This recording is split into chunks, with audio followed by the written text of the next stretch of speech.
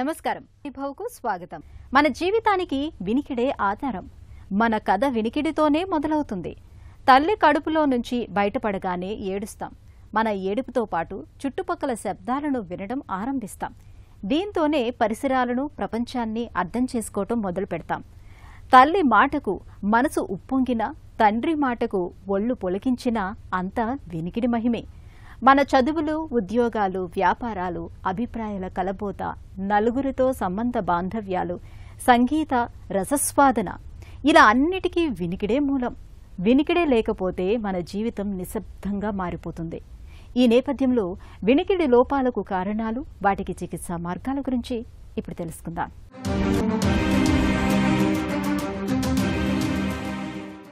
వినికిడి లోపం మహా కష్టం. వినికిడి లేకపోతే జీవితం నిశ్శబ్దం, నిస్సారం. పసిపిల్లలోనైతే ఇది మరీ పెద్ద సమస్య. వినికిడి లేకపోతే వాళ్లకు మాటలు కూడా రావు. నిజానికి మన వినికిడి ఒక అద్భుతమైన ప్రక్రియ. మన చెవిని బయటి, మధ్య, లోపలి ఇలా 3 భాగాలుగా విభజించుకోవచ్చు. బయటి చెవిలో పైకి కనిపించే చెవి ఆకారం, మార్గం, కర్ణభేరి ఉంటాయి. మధ్య చెవిలో మాలియస్, ఇంకస్, స్టేపిస్ అని 3 గొలుసుకట్టు ఎముకలుంటాయి. మన శరీరంలో అతి చిన్న ఎముక అంటే స్టేపిస్ అంటే ఇదే. స్టేపిస్ అడుగు భాగం చిన్న పళ్ళెం మాదిరిగా ఉంటుంది. దీన్ని ఫుట్ ప్లేట్ అని పిలుస్తారు. చెవి మార్గం ద్వారా లోపలికి ప్రవేశించే శబ్దాలకు ముందుగా కర్ణభేరి కంపిస్తుంది. అనంతరం గొలుసుకట్టు ఎముకలు కంపిస్తాయి. చివరి ఎముక స్టేపిస్ పళ్ళెమైన ఫుట్ ప్లేటు కూడా కదులుతుంది. తర్వాత శబ్ద తరంగాలు లోపలి చెవిలోని వర్తులాకార గొట్టంలాంటి క్లాకియాలోకి చేరుకుంటాయి. దీని ద్రవంలో తేలియాడుతూ ఉండే సున్నితమైన రోమ కణాల నుంచి విద్యుత్ ప్రచోదనాలు ఉత్పత్తి అవుతాయి. ఇవి శ్రవణ నాడి ద్వారా మెదడుకు చేరుకుంటాయి. అప్పుడు మనకు శబ్దాన్ని విన్న అనుభూతి కలుగుతుంది. ఈ ప్రక్రియ ఎక్కడ అస్తవ్యస్తమైనా వినికిడి దెబ్బతింటుంది. వినికిడి అనేది చాలా ఇంపార్టెంట్ సెన్స్ అండి. ఇది మనకి డే టు డే యాక్టివిటీస్లో చాలా ఇంపార్టెంట్ రోల్ ప్లే చేస్తుంది. అది మనం కమ్యూనికేషన్ అనుకోండి, ఒకరినొకరు మాట్లాడుకోవటానికి, అర్థం చేసుకోవటానికి, అలానే మనం నాలెడ్జ్ని పెంచుకోవటానికి, ఎడ్యుకేషన్ పరంగా, అలానే మనకి ఒక్కోసారి ఈ సౌండ్స్ మనకి వినిపిపోతే లైఫ్ థ్రెటనింగ్ కండిషన్స్ వచ్చే అవకాశం ఉంటుంది. యాక్సిడెంట్లు జరగవచ్చు, పక్కన మనం హార్మ్ఫుల్ మిగతా వాటిని గుర్తించలేకపోవచ్చు. సో వినికిడి అనేది మనకి డైలీ యాక్టివిటీస్లో మన పని చేసుకోవటానికి, మనం హ్యాపీగా ఉండటానికి, ఓవరాల్గా వెల్బీయింగ్ అంటే ఓవరాల్ వెల్బీయింగ్ అంటాం, దీంట్లో చాలా ఇంపార్టెంట్ రోల్ ప్లే చేస్తాం. అంటే సోషల్ లైఫ్లోనూ, మెంటల్ లైఫ్లోనూ దీని ఇంపార్టెన్స్ చాలా ఉందన్నమాట. మనకి బేసిక్ ఏంది, వినికిడికి సంబంధించి వినికిడిని తీసుకెళ్ళటం బయట చెవి నుంచి బ్రెయిన్ దాకా, అంటే బయట చెవి, మధ్య చెవి, లోపల చెవి, బ్రెయిన్, వీటిల్లో ఎక్కడ ప్రాబ్లం వచ్చినా కూడా మనకి వినికిడి లోపం వచ్చే అవకాశం ఉంటుందన్నమాట. పిల్లల్లో ఒక రకమైన కారణాల నుంచి వస్తాయి, పెద్దవాళ్ళలో ఒక రకమైన కారణాల నుంచి వస్తాయి. ఎక్కువ శాతం కొన్ని కారణాలు రెండు ఏజ్ల్లోనూ ఉంటాయి. అంటే పిల్లలు, పెద్దోళ్ళు, ముసలి వాళ్ళలో కూడా ఉంటాయి అన్నమాట. వినికిడి లోపం అనేది నిజానికి ఏ వయసులోనైనా పెనుశాపమే అని చెప్పాలి. చాలామంది వినికిడి లోపం ఉంటే అదేదో పెద్దల, మరి ముఖ్యంగా వృద్ధుల సమస్యేమో అనుకుంటారు. వినికిడి లోపం పిల్లలోనూ, యుక్త వయస్కుల్లోనూ కూడా తరచుగా కనపడుతూనే ఉంటుంది. పైగా ఆ చిన్న వయసులో వినికిడి లోపం వల్ల ఎదుగుదల తీవ్రంగా ప్రభావితమై వారి ఉజ్వలమైన భవిష్యత్తు అయోమయంగా కూడా తయారవుతుంది. వినికిడి లోపం అన్నది కొందరిలో పుట్టుకతోనే రావచ్చు. ఒకవేళ పుట్టుకతో అంతా బాగానే ఉన్నా కొన్నిసార్లు చిన్నపిల్లల్లో తలెత్తే రకరకాల చెవి, ముక్కు ఇన్ఫెక్షన్లను నిర్లక్ష్యం చేయటం వల్ల అది తీవ్రమైన వినికిడి లోపానికి దారితీయచ్చు. యుక్త వయస్కుల్లో ధ్వని కాలుష్యం వంటి కారణాలతో పాటు ఆటోస్క్లీరోసిస్ వంటి చెవిలో తలెత్తే కొన్ని సమస్యల వల్ల కూడా వినికిడి దెబ్బతినే అవకాశం ఉంటుంది. ఇక వృద్ధాప్యంలో వయసుతో పాటే సహజంగా తలెత్తే నాడీ కణ క్షీణత కారణంగా కూడా వినికిడి తగ్గచ్చు. ఇవేవీ కాకుండా వయసుతో నిమిత్తం లేకుండా ఎవరిలోనైనా ఉన్నట్టుండి వినికిడి లోపం తలెత్తచ్చు కూడా. వీటిలో కొన్ని తాత్కాలికమైనవే అయినా నిర్లక్ష్యం చేస్తే అవి శాశ్వత వినికిడి లోపానికి దారితీయచ్చు. ఎక్కువ మంది చిన్న పిల్లల్లో కనుక హీరింగ్ ప్రాబ్లమ్స్ వచ్చినాయి అంటే సాధారణంగా ఏంటంటే బ్రెయిన్కి సంబంధించి కానీ లేదా ఆ చెవి నుంచి బ్రెయిన్కి పోయే నర్వ్స్లో కానీ ఇమ్మెచ్యూరిటీస్ ఉన్నా లేదా అవి సరిగా డెవలప్ కాకపోయినా పిల్లల్లో ఈ వినికిడి లోపాలు వస్తాయి అన్నమాట. సాధారణంగా చెవులో వచ్చే ఇన్ఫెక్షన్స్ నుంచి వస్తాయి అన్నమాట. అంటే పిల్లలు ఎడినాయిడ్ నుంచి మనకి మధ్య చెవులు ఇన్ఫెక్షన్ రావచ్చు, ఆటైటిస్ మీడియా అంటాం. అలానే పెద్దవాళ్ళు కూడా ఆటైటిస్ మీడియా చెవుగూబుకు రంధ్రం పడి కానీ అన్సేఫ్ ఆటైటిస్ మీడియా కొలిస్ట్రేటోమా అని కానీ వచ్చి ఆ మధ్య చెవులో ఉన్న చెవుగూబుకి రంధ్రం పడి కానీ ఆస్కిల్స్ డిస్ట్రక్షన్ అయ్యి కానీ అంటే ఏదైతే చెవుగూబు నుంచి లోపల చెవికి సౌండ్స్ తీసుకెళ్ళిద్దో ఆ మెకానిజం డిస్టర్బ్ అయ్యి కానీ అది డ్యామేజ్ అయ్యి కానీ మనకి వినికిడి లోపం వచ్చే అవకాశం ఉంటుందన్నమాట. కొంతమందిలో బయట చెవి కంప్లీట్గా మూసుకుపోయి వస్తుంది అనమాట వినికిడి లోపం. యూజువల్గా ఇది కూడా జెనెటిక్గా ఉంటుంది. తక్కువ మందిలో చెవికి దెబ్బ తగిలినప్పుడు కూడా చెవి మూసుకుపోయే అవకాశం ఉంటుంది. అంటే లోపలంతా ఫైబ్రోస్ వచ్చి ఇయర్ కెనాల్ అంతా క్లోజ్ అయిపోయింది. దాన్ని స్టీనోసిస్ ఆఫ్ ఇయర్ కెనాల్ అంటాం అన్నమాట. సో దీని నుంచి కూడా మనకి హీరింగ్ ప్రాబ్లం అవుతుందన్నమాట. సో దీని తర్వాత మనకు వచ్చేది ఏంటంటే లోపలి చెవి ప్రాబ్లమ్స్. లోపలి చెవి ప్రాబ్లమ్స్ మెయిన్గా పిల్లల్లో వస్తాయి. అంటే వాళ్ళ ప్రెగ్నెన్సీలో ఉన్నప్పుడు అమ్మకి ఏదన్నా ఇన్ఫెక్షన్స్ వచ్చినా ఈ లోపలి చెవిలో ఇన్ఫెక్షన్ వచ్చేసి వినికిడి రాకుండా ఉండే అవకాశం ఉంటుంది. అలానే ప్రీమెచ్యూర్ బేబీస్ అంటాం. అలానే బేబీస్ ఎక్కువ జాండీస్తో పుట్టిన అంటే హై రిస్క్ బేబీస్ అంటాం. వీళ్ళల్లో కూడా మన లోపలి చెవిలో డ్యామేజ్ అయ్యి లోపల ఉన్న నరము సరిగా గ్రోత్ లేక వినికిడి తక్కువ ఉండే అవకాశం ఉంటుంది. దీన్ని కూడా నర్వ్ హీరింగ్ లాస్ అంటాం. అలానే పిల్లల్లో కూడా కొంతమందిలో ఇన్ఫెక్షన్స్ వస్తుంటాయి, వైరల్ ఇన్ఫెక్షన్స్, మెనింజైటిస్ అంటాం. అలా వచ్చినప్పుడు కూడా మన లోపలి చెవి మూసుకుపోయి లోపలి చెవి అంతా ఆసిఫై అయిపోయింది అంటే దాన్ని ఆసిఫికేషన్ అంటాం అనమాట. అదే కూడా మనకి ఈ హీరింగ్ లాస్ అనేది ప్రాబ్లం అవుతూ ఉంటుంది అన్నమాట. సాధారణంగా ఓల్డ్ ఏజ్లో కూడా వచ్చేది ఏంటంటే నర్వ్ వీక్నెస్ అయ్యి వస్తుంటుంది. దీన్ని ప్రెస్బయాక్సిస్ అంటాం. ఈ మధ్యలో ఏంటంటే చాలామందిలో సడన్ హీరింగ్ లాస్ చూస్తున్నాం. అంటే sudden sensory neural hearing loss. ఇది రావడానికి మెయిన్ కారణం ఏంటంటే వైరల్ ఇన్ఫెక్షన్స్ అయినా కావచ్చు, కోల్డ్ వెదర్ చలిగాలికి ఎక్స్పోజ్ అవటం వల్లైనా కావచ్చు. అలానే ఇప్పుడు వచ్చే కొత్త కొత్త వైరస్ల్లో కూడా వినికిడి తగ్గటం, చెవులో గుయ్యమని సౌండ్ రావటం జరుగుతూ ఉందన్నమాట. అది కనుక మనం ఇమ్మీడియట్గా కనుక ఐడెంటిఫై చేయకపోయినట్లయితే తర్వాత ట్రీట్మెంట్ ఇచ్చినా కూడా ఉపయోగం ఉంది. వినికిడి లోపిస్తే మొత్తంగా మన ప్రపంచమే మూగపోతుంది. ముఖ్యంగా పెద్దలతో పోలిస్తే పసి వయసులో పిల్లల్లో వినికిడి లోపాన్ని గుర్తించడం, వాటికి చికిత్స చేయటం చాలా కీలకమని చెబుతారు నిపుణులు. వినికిడి లోపాన్ని సరిచేయటానికి ఇవాళ ఆధునిక వైద్యంలో హియరింగ్ ఎయిడ్స్ మొదలుకొని కాక్లియర్ ఇంప్లాంట్స్ వరకు చక్కటి చికిత్సలు అందుబాటులో ఉన్నాయి. వినికిడి లోపాన్ని సరిదిద్దే చికిత్సల గురించి ఇప్పుడు తెలుసుకుందాం. సాధారణంగా వినికిడి లోపాలు అనేవి కండక్టివ్, న్యూరల్, మిక్స్డ్ అని 3 రకాలుగా ఉంటాయి. కర్ణభేరిలో రంధ్రం, మధ్య చెవిలోని 3 గొలుసు ఎముకల్లో ఒకటి గట్టిపడిపోవటం, యూస్టేషన్ ట్యూబ్ మూసుకుపోవటం, మధ్య చెవిలో కణితులు పుట్టుకురావటం, ఈ తరహా సమస్యల్ని కండక్టివ్ హీరింగ్ లాస్గా పిలుస్తారు. శ్రవణ నాడులు బలహీనపడినప్పుడు దాన్ని న్యూరల్ లాస్ అంటారు. 2 రకాల సమస్యలు ఉన్నప్పుడు మిక్స్డ్ హీరింగ్ లాస్ అని పిలుస్తారు. ఏ రకమైన హీరింగ్ లాస్ అన్నది ఆడియాలజిస్టుల ప్యూర్ టోన్ ఆడియోగ్రామ్ పరీక్ష ద్వారా ఖచ్చితంగా నిర్ధారించుకుంటారు. సాధారణంగా పిల్లలు 10 డెసిబుల్స్, పెద్దవాళ్లు 20 డెసిబుల్స్ స్థాయి నుంచి శబ్దాలను వినగలుగుతారు. అయితే 30 డెసిబుల్స్ స్థాయి వరకు వినిపించకపోయినా కూడా చాలామంది దైనందిన కార్యక్రమాలను బాగానే చేసుకోగలుగుతుంటారు. అందుకే దీన్ని నెగ్గుకు రాగలిగిన లోపంగా పరిగణిస్తారు. అంతకు మించితే మాత్రం శబ్దాలు సరిగా వినపడక ఇబ్బంది మొదలవుతుంది. ఒక చెవి బాగున్నా దీన్ని తేలికగా గుర్తించలేరు. ఇబ్బంది తెలియకపోవచ్చు కానీ 2 చెవుల్లో లోపం తలెత్తితే మాత్రం తప్పకుండా గుర్తిస్తారు.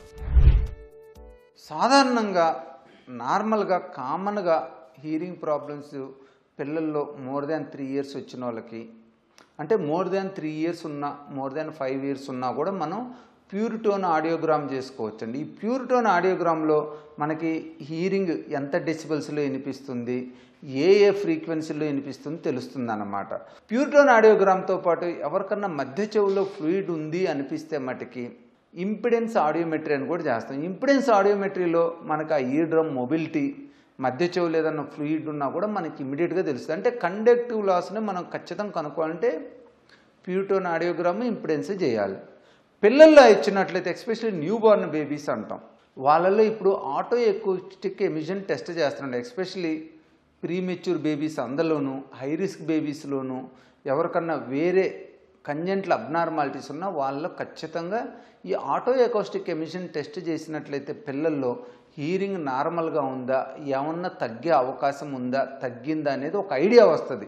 ఒకవేళ ఐడియా వచ్చిందనుకోండి ఆటో ఎకౌస్టిక్ ఎమిషన్లో ఆ బేబీస్కి నెల, 2 నెలలు, 3 నెలల్లో బెరా టెస్ట్ చేయించాలి. ఈ బెరా టెస్ట్లో మనకి ఎంత లాస్, మైల్డ్ లాసా, మోడరేట్ లాసా, సివియర్ లాసా, ప్రొఫౌండ్ లాస్ అనేది తెలుస్తుంది అనమాట. ఇప్పుడు ఏంటంటే చాలామంది ప్రీమెచ్యూర్ బేబీస్, ఐసీయూ నుంచి రికవరీ అయిన బేబీస్ చాలామంది ఉంటున్నారు కాబట్టి వాళ్ళల్లో చాలామందిలో కూడా వినికిడి లోపం ఉండే అవకాశం ఉంటుందన్నమాట. సో బేబీస్లో ఏంటంటే auto acoustic emission test, బెరా test చేసుకొని హీరింగ్ ప్రాబ్లమ్ని ఎంత ఉందో కనుక్కొని దానికి ట్రీట్మెంట్ ఇస్తానమాట. అలానే ఓల్డ్ ఏజ్ పీపుల్లో ప్యూరిటోన్ ఆడియోగ్రామ్తో పాటు స్పీచ్ ఆడియోమెట్రీ కూడా చేయాలండి. ఎందుకంటే వాళ్ళు రికగ్నిషన్ కూడా ఎంత ఉంది, రికగ్నిషన్ ప్రాబ్లం ఎలా ఉందనేది కూడా వాళ్ళకి రీహాబిలిటేషన్లో ఇంపార్టెంట్. ఎందుకంటే మనం ఏదైనా హీరింగ్ ఎయిడ్ సజెస్ట్ చేసినా ఆ ఫ్రీక్వెన్సీని, ఇంటెన్సిటీని, అండర్స్టాండింగ్, స్పీచ్ డిస్క్రిమినేషన్ స్కోర్ అంటాం, వీటినన్నిటిని చూసుకొని మనం ట్రీట్మెంట్ ఇవ్వాల్సి వస్తుంది అన్నమాట. కొంతమందిలో ఖచ్చితంగా ప్రొఫౌండ్ లాస్ ఉన్న వాళ్ళలో సిటీ ఎంఆర్ఐ ఆఫ్ కాక్లియా అనేది ఒకటి చేస్తామండి. ఎందుకంటే సిటీ ఎంఆర్ఐ ఆఫ్ కాక్లియాలో పిల్లల్లోనైతే మనకి ఆ నరువు ఉందా, కాక్లియా బాగుందా, కాక్లియాతో పాటు ఆడిటరీ నరువు ఎలా ఉందనేది తెలుసుకోవటం మంచిది. ఎందుకంటే ఈ ప్రొఫౌండ్ హీరింగ్ లాస్ వాళ్ళకి హీరింగ్ ఎడితే ఇంప్రూవ్ కాదు కాబట్టి వాళ్ళకి కాక్లియర్ ఇంప్లాంట్ సర్జరీ చేయాల్సి వస్తుంది. అలాంటి వాళ్ళు ఈ MRI, city MRI of cochlea with MRI brain చేస్తాం అనమాట. అలానే పెద్దోళ్ళలో కూడా ఓల్డ్ ఏజ్ పీపుల్లో కూడా యూనిలేటరల్ హీరింగ్ లాస్ ఉన్న, టిన్నిటస్ ప్రాబ్లం ఉన్న ఖచ్చితంగా సిటీ స్కాన్ చేయించుకోవటం, ఎంఆర్ఐ చేసుకోవటం మంచిదన్నమాట. పెద్ద వయసులో వచ్చే వినికిడి లోపాన్ని పోస్ట్ లింగ్వల్ డెఫ్నెస్ అంటారు. ఎక్కువగా శబ్ద కాలుష్యానికి గురి కావటం, హై బీపీ, మధుమేహం, రక్తనాళాల జబ్బులు, కిడ్నీ సమస్యలు, డయాలసిస్, మధ్య చెవిలో ఇన్ఫెక్షన్లు, చెవిలో చీము, కర్ణభేరికి రంధ్రం పడటం ఇవన్నీ వినికిడి లోపానికి దారితీస్తాయి. వయసుతో పాటు వచ్చే చెవుడు 50-55 ఏళ్ల వయసులో మొదలవుతూ ఉంటుంది. వీరికి మంత్రస్వరాలు బాగానే వినిపిస్తాయి కానీ ఉచ్చస్వరాలు సరిగా వినిపించవు. ప్రశాంత వాతావరణంలో మాటలు బాగానే వినిపిస్తాయి. చుట్టుపక్కల చప్పుళ్ళు ఉన్నప్పుడు ఇబ్బంది పడుతూ ఉంటారు. టీవీ సౌండ్ పెద్దగా పెడుతూ ఉంటారు.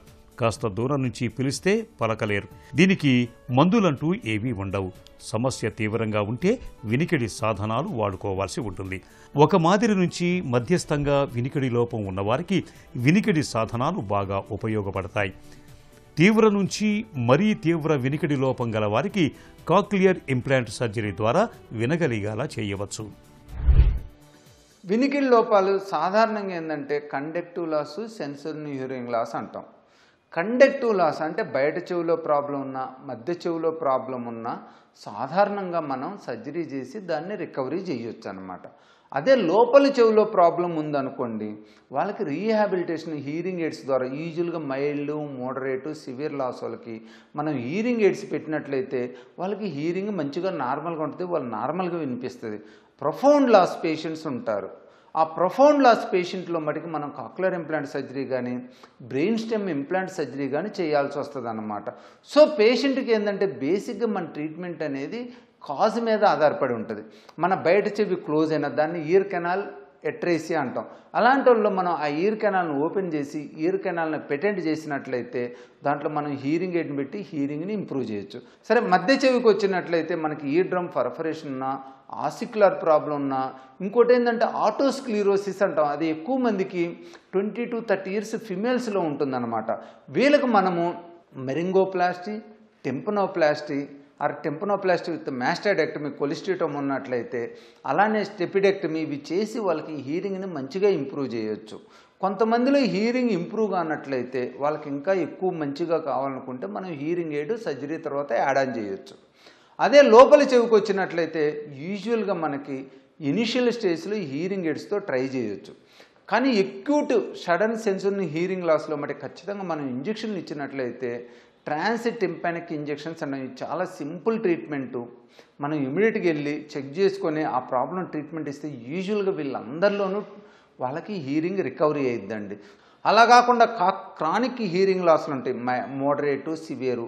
ఈ మోడరేట్ సివియర్లో ఇవాళ మనకి హీరింగ్ ఎయిడ్స్, మంచి హీరింగ్ ఎయిడ్స్ వచ్చినాయి. ఈ హీరింగ్ ఎయిడ్స్ని కనుక పెట్టుకున్నట్లయితే వాళ్ళకి నార్మల్ హీరింగ్ వస్తుంది అనమాట. ఇప్పుడు ఇంతకుముందు ఏంటంటే కాక్లియర్ ఇంప్లాంట్ సర్జరీ అంటే పిల్లలకి అనుకునేవాళ్ళు, ఇవాళ పిల్లలకని లేదు, ఎవరికైనా కూడా మనం చేయొచ్చు. కాక్లియర్ ఇంప్లాంట్ సర్జరీ ద్వారా వాళ్ళకి హీరింగ్ని ఇంప్రూవ్ చేయొచ్చు.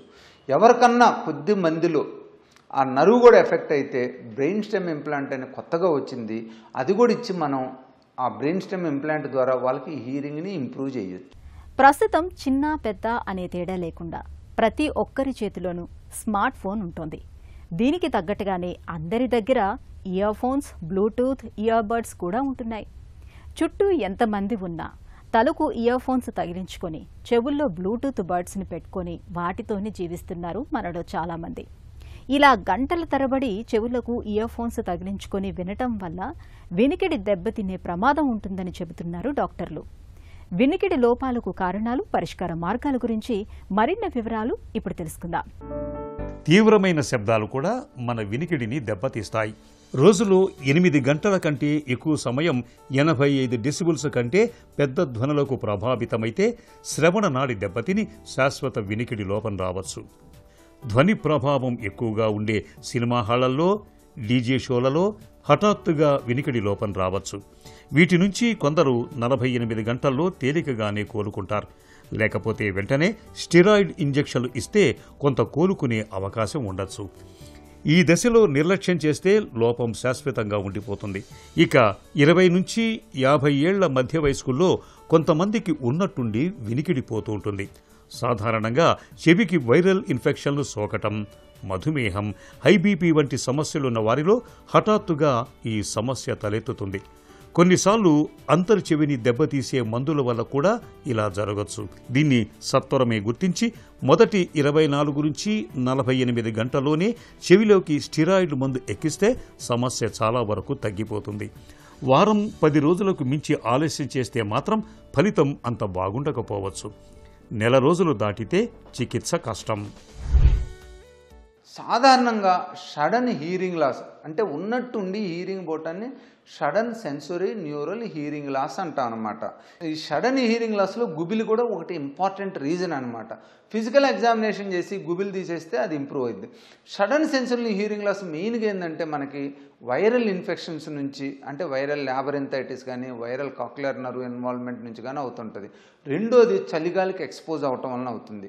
వైరల్ ఇన్ఫెక్షన్ వచ్చినప్పుడు ఏం చేస్తుంటే అది వైరస్ అనేవి లోపల ఉన్న కాక్లియర్ హెయిర్ సెల్స్ని డ్యామేజ్ చేసి మనకి ఇన్ఫ్లమేషన్ కలుగజేసి హీరింగ్ ప్రాబ్లం క్రియేట్ చేస్తుంది. ఈ సడన్ కోల్డ్ ఎక్స్పోజర్ ఏం చేస్తుంటే మన లోపల చెవిలో ఉన్న బ్లడ్ వెజల్స్ని క్లోజ్ చేసి ఆ బ్లడ్ వెజల్స్ మూసిబెట్టెడ్ చేసి రక్తం అలానే బ్లడ్ ఫ్లో తగ్గించి వాసో కన్స్ట్రిక్షన్ వచ్చేసి మనకి హీరింగ్ తగ్గిద్ది అనమాట. So sudden loud noise exposure, sudden cold weather exposure, acute viral infection, యూజువల్గా ఇవి మనకి సడన్ ఎస్ఎన్ లాస్ రావడానికి కారణాలు అనమాట. కానీ రేరుగా సడన్ ఎస్ఎన్ లాస్ వచ్చిన వాళ్ళలో ట్యూమర్స్ కూడా ఉండే అవకాశం ఉంటుంది. శబ్ద కాలుష్యం వల్ల చాలా కామన్ రీజన్ అవుతుందండి, చాలా ఇబ్బందిని కలిగిస్తుంది. డయాబెటీస్, హైపర్ టెన్షన్ ఎలానో కొంతమందిలో ఇప్పుడు ఈ శబ్ద కాలుష్యం అనేది ఒక క్రానిక్ ప్రాబ్లం అయ్యే అవకాశం ఉంది. ఎందుకంటే మనం చిన్నపిల్లల నుంచి చూసినట్లయితే చాలామంది ఆన్లైన్ క్లాసులు అటెండ్ అవుతున్నారు, దానికి హెడ్ ఫోన్స్ వాడుతున్నారు. అలానే చాలామంది మిడిల్ ఏజ్ చూసినట్లయితే వాళ్ళు చాలా యాక్టివిటీస్ ఫోన్ ద్వారా చేస్తున్నారు. మీటింగ్స్ కావచ్చు, బిజినెస్ డిస్కషన్స్ కావచ్చు, హెడ్సెట్లు బ్లూటూత్ పెట్టుకొని, దానివల్ల వాళ్ళు శబ్ద కాలుష్యానికి ఎక్స్పోజ్ అవుతున్నారు. బేసిక్గా ఈ శబ్ద కాలుష్యం ద్వారా ఏమవుతుందంటే మన లోపలి చెవిలో ఉన్న హెయిర్ సెల్స్, నర్వ్ ఫైబర్స్ అవన్నీ డ్యామేజ్ అయ్యి తొందరగా డీజనరేషన్ అయ్యే అవకాశం ఉంటుందన్నమాట. ఇవాళ మనం చూసినట్లయితే చాలామంది కూడా పొద్దున్న లేచిన కాంచి నైట్ పనుకునేదాకా కూడా కంటిన్యూస్గా సమ్ టైప్ ఆఫ్ నాయిస్కి ఎక్స్పోజ్ అవుతూనే ఉన్నారు. అది ఇంట్లో టీవీ కావచ్చు, ఫోన్ కావచ్చు, ఆ ఫోన్ ఇయర్ ప్యాడ్స్ ద్వారా కావచ్చు, లేదంటే డైరెక్ట్ స్క్రీన్ ద్వారా కావచ్చు. సో ఏదో ఒక విధంగా అదే రోడ్డు మీదకి వెళ్ళినట్టయితే కంటిన్యూస్గా వెహికల్ పొల్యూషను, సో కంటిన్యూస్గా మనం నాయిస్ ఎక్స్పోజ్ అవుతున్నాం. ఈ చాలామంది మిడిల్ ఏజ్ వాళ్ళు, టీనేజర్స్ కూడా చెవులో నొప్పి వస్తుందండి, చెవులో గుయ్యమని సౌండ్ వస్తుంది, వినికిడి తగ్గినట్టుంది. ఎస్పెషల్లీ హెడ్సెట్లు పెట్టుకోంలో నొప్పి వస్తుంది, అది తీసిన తర్వాత మళ్ళీ తగ్గిపోతుంది అంటున్నారు. దట్ ఈజ్ ఇనీషియల్ సైన్ అనమాట. ఎట్టి పరిస్థితుల్లోనూ మనం వీలైనంత తక్కువ మనం హెడ్సెట్లు వాడాలి, బ్లూటూత్లు వాడాలి, వీలైనంత స్పీకర్తో మాట్లాడుకోవాలి. అలానే లౌడ్ నాయిస్కి డీజల్ దగ్గరికి వెళ్ళొద్దు, దగ్గర ఉండొద్దు, దూరంగా ఉండండి. అలానే కోల్డ్ వెదర్లో కూడా కంటిన్యూస్గా ఉండొచ్చు. ఆప్టిమల్ టెంపరేచర్స్ని పెట్టుకోండి. జలుబు ఎప్పుడన్నా వచ్చినా కూడా ఇమ్మీడియట్గా డాక్టర్ గారికి చూపించుకోండి. ఎందుకంటే జలుబు నుంచి వచ్చే వైరల్ ఇన్ఫెక్షన్ నుంచి కూడా ఈ శబ్ద కాలుష్యం ఆల్రెడీ మనకు ఉన్న దాని మీద ఎన్ని ఒకదానికొకటి యాడెడ్ అయిపోయి మన లోపల చెవి అనేది ఎక్కువ డ్యామేజ్ అవ్వటానికి, నాన్ రికవరబుల్ స్టేజ్ పోవటానికి కూడా చాలా అవకాశం ఉంటుంది. సో ఎట్టి పరిస్థితుల్లో చెవిలో నొప్పి వచ్చినా, డిస్కంఫర్ట్ వచ్చినా, గుయ్యమని సౌండ్ వచ్చినా ఇమ్మీడియట్గా డాక్టర్ గారిని సంప్రదించండి. మన మాటల గలగలల వెనుక వినికిడి శక్తిదే కీలకమైన పాత్ర. వినికిడి బాగున్నప్పుడే మాట, భాష బాగుంటుంది.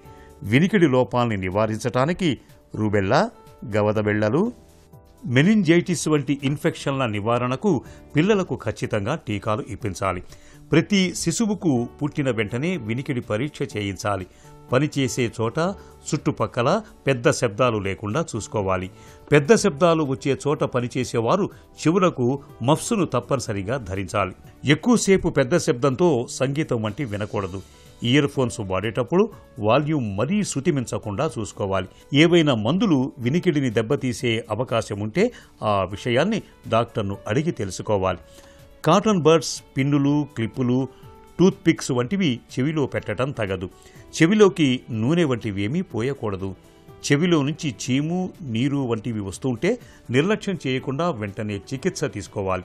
అపరిశుభ్రమైన నీటిలో ఈదటం, స్నానం చేయటం తగదు. ఈ జాగ్రత్తలు మన వినికిడిని చక్కగా ఉంచుతాయి. వినికిడి లోపాల విషయంలో వేగంగా స్పందించి చికిత్స తీసుకోవటం ప్రధానం. పిల్లల విషయంలో ఈ జాగ్రత్త మరీ అవసరం. వినికిడి లోపాన్ని సకాలంలో గుర్తించి త్వరగా చికిత్స మొదలు పెడితే మంచి ఫలితం ఉంటుంది. వినికిడి లోపాల్ని సరిచేయటానికి ఇవాళ ఆధునిక వైద్యంలో హియరింగ్ ఎయిడ్ మొదలుకొని కాక్లియర్ ఇంప్లాంట్స్ వరకు చక్కటి చికిత్సలు అందుబాటులో ఉన్నాయి. వీటి సాయంతో కోల్పోయిన వినికిడి శక్తిని తిరిగి పొందటం సాధ్యమే.